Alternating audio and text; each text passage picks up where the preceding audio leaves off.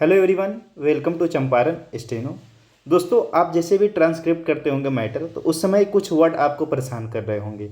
ये वर्ड होते होंगे की, है, हैं, लिए, लिए, गई, गई, कार्यवाही, कार्यवाही। कहाँ पे रू का प्रयोग करेंगे और कहाँ पे रू का प्रयोग करेंगे। ठीक है, ये सारे वर्ड जो है आपको परेशान कर रहे होंगे कि कहाँ पे कौन लगेगा, कन्फ्यूजन क्रिएट हो रहा है। आज हम लोग इसको क्या करेंगे, क्लियर करेंगे कि कहाँ पे किस चीज़ का उपयोग करेंगे ताकि आपका गलती ग्रामर के अकॉर्डिंग ना हो और एक एक नंबर बचाया जा सके। ठीक है, तो सबसे पहले हम लोग की को देखते हैं।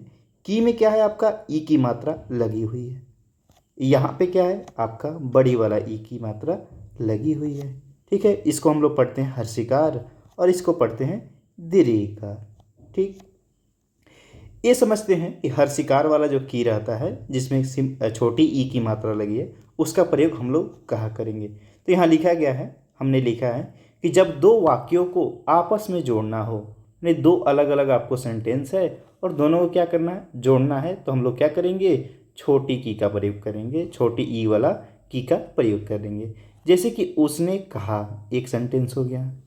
कि वह आएगा, एक ये सेंटेंस हो गया। दोनों सेंटेंस को क्या कर रहा है, बीचों बीच एक ही जोड़ रहा है। यहाँ पे यदि आप एक ही लिखिएगा तो क्या हो जाएगा, गलत हो जाएगा। ठीक है, उसी प्रकार है कि मुझे गर्व है, ठीक है, कि मैं भारतीय हूँ, दो सेंटेंस हुआ और बीच में क्या है, ए वाला इसको ऐड कर रहा है। उसी प्रकार वह स्टेशन पहुँचा ही था, ठीक है, कि उसकी ट्रेन छूट गई, दो सेंटेंस हो गया और बीच में एक की इसको ऐड कर रहा है। ठीक है, तो आप समझ गए होंगे, जब भी दो सेंटेंस आए और जोड़ने की बात आए, हम लोग क्या करेंगे, की का प्रयोग करेंगे, जो छोटी ई के साथ आता है, जिसको हर्षिकार भी बोला जाता है। ठीक है, नेक्स्ट है आपका अब बड़ी ई के साथ आने वाला की, जिसको दीर्घिकार भी हम लोग बोलते हैं। ठीक है, इसका प्रयोग कहाँ होता है, तो देखते हैं कि जहाँ संज्ञा या सर्वनाम का किसी के साथ संबंध जोड़ना हो। ठीक है, संज्ञा या सर्वनाम हो, उसको किसी के साथ क्या करना हो, संबंध जोड़ना हो या अधिकार बताना हो। ठीक है, अधिकार दर्शाना हो, तब हम लोग क्या करेंगे, बड़ी की का प्रयोग करेंगे। जैसे कि यह राम की गाय है, यहाँ पे बता रहा है राम का अधिकार, कि इस क्या है, राम का जो है गाय पर अधिकार है, क्योंकि यह जो गाय है वो किसकी है, राम की है। जैसे सीता राजा जनक की बेटी है। ठीक है, इसमें क्या बता रहा है, संबंध बता रहा है, किसका, तो सीता का राजा जनक से। ठीक है, कि क्या है, इनकी बेटी है। तो जब भी संज्ञा, तो संज्ञा यहाँ सीता है। तो संज्ञा या सर्वनाम का किसी के साथ संबंध जोड़ना हो या उस पर अधिकार बताना हो, तो हम लोग क्या करेंगे, बड़ी वाला की जो दीर्घिकार के साथ आती है, इसका प्रयोग करेंगे। ठीक है, तो आप सिंपल एक चीज़ याद रख के रखिए कि दो वाक्य को जोड़ना होगा तो हम लोग की का प्रयोग करेंगे, बाकी जगह पर आपको इसको लगा दीजिएगा, काम आपका बन जाएगा। ठीक है, तो आशा है कि की और की को आप समझ गए होंगे। अब हम लोग समझते हैं है को और हैं को। एक है होता है और एक हैं, दोनों में अंतर क्या है, एक बिंदा का, एक में नहीं लगा रहेगा, एक में लगा रहेगा। तो बिना बिंदा वाले को समझते हैं। इसमें क्या है कि जब हम एक व्यक्ति या एक वस्तु की बात करते हैं, तब हम लोग क्या प्रयोग करेंगे, है का प्रयोग करेंगे, बिना बिंदा वाला। कहने का अर्थ है कि जब एक वचन की बात किया जाए तो हम लोग है का पढ़ेंगे। जैसे कि मोहन क्रिकेट खेल रहा है, सुरेश घर जाता है, तब बिना बिंदा वाला देख रहे होंगे कि है लगा हुआ है। ठीक है, क्योंकि क्या है, मोहन एक वचन है, सुरेश भी क्या है, एक वचन है, चाहे वह रहता तो भी एक वचन हो जाता।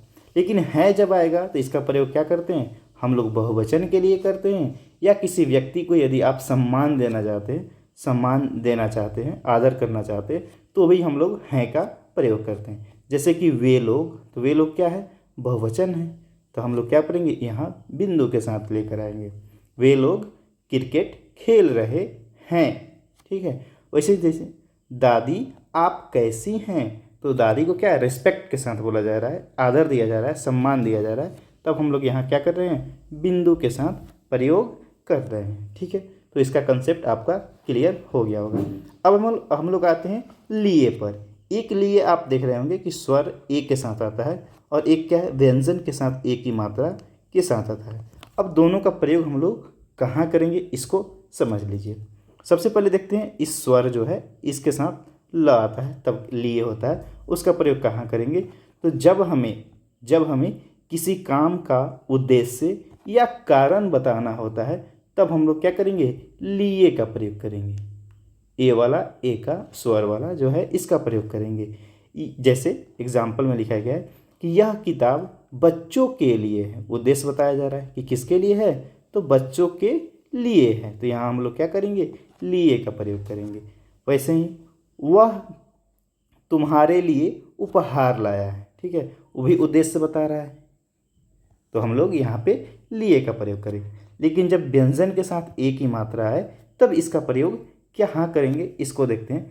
तो इसका प्रयोग क्रिया के साथ संयुक्त रूप में आता है, ठीक है। ये जो लिए है वो क्या आएगा, क्रिया के रूप में आएगा और संयुक्त रूप में आएगा।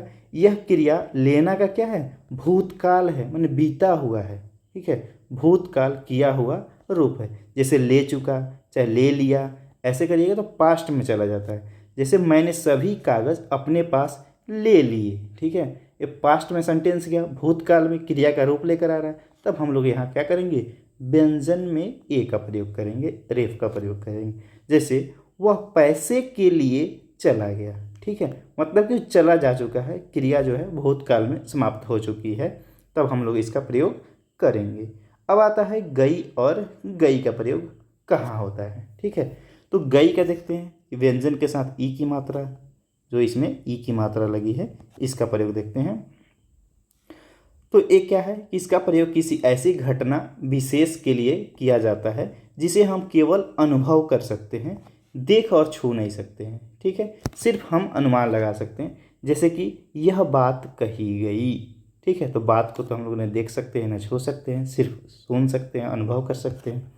वह विचित्र चीज कल रात में जंगल में देखी गई, ठीक है, तो ये क्या है, सिर्फ अनुमान आप लगा सकते हैं कि कोई विचित्र चीज है जो जंगल में क्या है, देखी गई है, ठीक है। अब इस गई का क्या है, तो ये कह रहा है कि इस गई शब्द का एक क्रियात्मक शब्द है, मतलब क्रिया में गई जैसे जाना होता है ना, वैसे ही गया या गई ये है क्रिया के रूप में आएगा।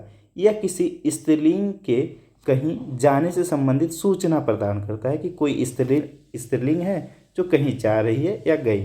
जैसे कि सीता कब का बाजार से चली गई, तो देखे ना, सीता की बात, सीता क्या है, स्त्रीलिंग है, तो उसके क्या कर रहा है, सूचना दे रहा है कि वो चली गई। ट्रेन अपने निर्धारित समय पर वाराणसी स्टेशन से दिल्ली के लिए रवाना हो गई, मतलब कि चली गई, ठीक है। तो यहाँ पे हम लोग क्या करेंगे, गई का प्रयोग करेंगे। लेकिन यहाँ एक चीज़ और क्लियर कर दे रहे हैं कि सबसे मान्य जो चीज़ है वो इसको माना जाता है, इसका प्रयोग बहुत ही कम किया जाता है, न के बराबर किया जाता है। आप संविधान में भी अनुच्छेद वगैरह पढ़िएगा तो देखिएगा वहाँ पे यही गई का प्रयोग अधिकतर आपको मिलेगा, मतलब यही किया ही गया है, इस गई का प्रयोग नहीं किया गया है, ठीक है। अब आते हैं हम लोग नेक्स्ट में, जो है कार्यवाही और कार्यवाही, ये दोनों में क्या डिफरेंस होता है। देखिए कार्यवाही की बात करें तो ये बना हुआ है आपका कार्य प्लस वाही से, दो अलग अलग पार्ट में अगर तोड़िएगा तो कार्य और वाही। कार्य का अर्थ होता है काम और वाही का मतलब होता है आगे ले जाना, ठीक है, वाही मतलब आगे ले जाना। जैसे अब परिवहन, तो समझ रहे हैं कि आगे ले जाने का काम कर रहा है, वैसे ही तो किसी काम या प्रक्रिया को क्या करना है, आगे ले जाना है, तब हम लोग उसको कार्यवाही बोलेंगे। अभी नीचे एग्जाम्पल से समझते हैं। और कार्यवाही, तो इस बना है आपका कार से, और रवाई, दो शब्दों के मिलने से बन रहा है कार्यवाही। कार का मतलब होता है कार्य, रवाई का मतलब काम को पूरा करना, ठीक है। इसका अर्थ होगा कोई कार्य या एक्शन लेना, कोई कार्य किसी के प्रति या कोई काम या फिर एक्शन लेना। जैसे दोनों को एक साथ हम एग्जाम्पल से समझते हैं। तो कुछ असामाजिक तत्वों ने अदालत की कार्यवाही, अदालत क्या है, चलती रहती है, प्रक्रिया है, केस का क्या है, आगे बढ़ाया जाता है, तो यही ना कार्रवाई है। तो यहाँ पे कार्रवाई हमने लिखा है कि अदालत की कार्यवाही बाधित की, ठीक है, संचालित की जा रही थी, चल रही थी, उसको क्या किया, उन्होंने डिस्टर्ब किया, बाधित की, तब उनके ऊपर क्या हो गया, कार्रवाई करने का आदेश दिए गए, ठीक है। कार्रवाई मतलब उनके विरुद्ध क्या लिया गया, एक्शन ले लिया गया, एक्शन ले लिया गया, कुछ ना कुछ कार्रवाई की जाएगी। ठीक है, तो आप समझ गए होंगे कि दोनों में क्या डिफरेंस है। अब आता है र में। ठीक है, ए शिफ्ट के साथ आप 3 दाबिएगा तब ए वाला र आएगा, और ये तो सिंपल तरीका से आपका आ जाता है। इसमें क्या है, इसमें र और उ मिला हुआ है। जैसे कि मान लीजिए हम लिख रहे हैं क और प्लस ये छोटा उ लिखिएगा तो क्या बन जाता है, कु बन जाता है। ठीक है, और क प्लस बड़ी उ लिख दीजिएगा तो क्या बन जाएगा, ए वाला कु बन जाएगा। लेकिन र के साथ ऐसे नहीं होता है। आप कभी नहीं देखे होंगे कि र के साथ जो है ऐसे आया है या फिर र के साथ ऐसे बना है, उ की मात्राएं लगी है, ऐसे आप कहीं भी नहीं देखेंगे। यह जो है नीचे नहीं लगता है, ये अपने साथ ही लेकर आता है। जब छोटा रहेगा बड़ा रहेगा तो थोड़ा सा बड़ा बन जाएगा। ठीक है, तो र और उ दोनों के मिलने से ए वाला बनेगा, और फिर र और बड़ी उ मिलेगा तो ए वाला बनता है। ठीक है, जैसे कि आप देख रहे हैं कि रुक लिखना हो और रुद्र लिखना हो, ठीक है, रुझान लिखना हो, रुपया लिखना हो, पुरुष लिखना हो, रुधिर लिखना हो, इसमें क्या करना है, उच्चारण से हम लोग पकड़ते हैं कि कहाँ पे बड़ा वाला रहेगा, कहाँ पे छोटा वाला रहेगा। जैसे रुक बोलिएगा, जैसे कैसे आप बोल रहे हैं कुमार, ठीक है, तो कु हल्का उच्चारण आएगा यहीं, लेकिन आप ऐसे लिखिएगा कुंवर सी, तो जैसे कुंवर तो बड़ा घिंचाएगा। ठीक है, बड़ा घिंचाएगा तो समझ लीजिएगा बड़ा है। जैसे रूप तो बड़ा घिंचा रहा है, रूप रूप, लेकिन यही रूप बोलिएगा, रूप तुरंत खत्म, रूप घिंचाएंगे नहीं, रूह। ठीक है, तो इससे हम लोग क्या करना है, उच्चारण से समझना है कि कहाँ पे आपका बड़ी र के साथ उ आएगा और कहाँ पे छोटा आएगा। पुरुष तो ज़्यादा नहीं खिंचाएगा, पुरुष। ठीक है, तो एक सब हम लोग को आपको क्या करना पड़ेगा, उच्चारण से समझना पड़ेगा। ठीक है, तो ये सारे कुछ वर्ड थे जो आपको परेशान कर रहे होंगे। अब हमको आशा है कि आपको परेशान नहीं करेंगे, आप सही सही लिखिएगा। Thank you for watching. और एक और चीज़ कि ऐसे ही कुछ नॉलेज जानने के लिए आप हमारे टेलीग्राम से जुड़ सकते हैं, जिसका नाम है चंपारण स्टेनो।